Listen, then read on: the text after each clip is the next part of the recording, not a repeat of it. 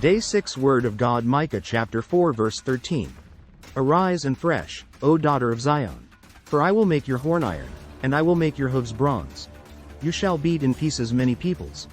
I will consecrate their gain to the Lord, and their substance to the Lord of the whole earth. Micah chapter 4 verse 13 calls the daughter of Zion to arise and thresh, symbolizing the empowerment of God's people for victory.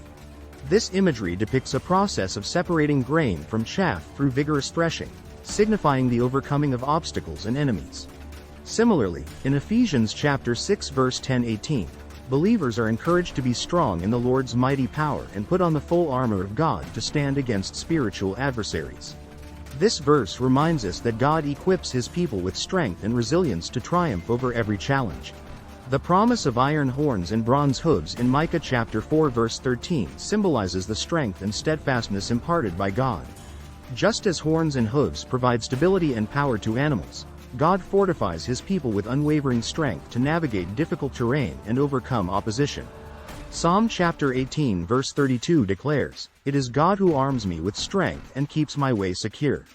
This verse assures us that God's strength enables us to press forward with confidence, knowing that He goes before us and makes a way for victory. Arise and thresh, O daughter of Zion, in Micah chapter 4 verse 13 is a call to action for God's people. It beckons them to awaken from complacency, rise up in strength, and engage in the task at hand with determination and purpose. Similarly, in Joshua chapter 1 verse 9, Joshua is commanded to be strong and courageous, not to be afraid or discouraged, for the Lord is with him wherever he goes. This verse challenges us to embrace our calling with boldness and tenacity, trusting in God's presence and empowerment for success. Micah chapter 4 verse 13 concludes with the consecration of the spoils of victory to the Lord. This echoes the practice of dedicating the fruits of conquest to God, acknowledging His sovereignty and provision in battle.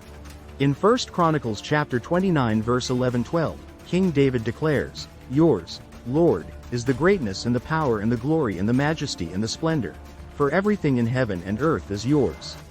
This verse reminds us to recognize God as the source of our victories and to honor Him with our achievements and possessions. Micah chapter 4 verse 13 offers timeless truths for believers today.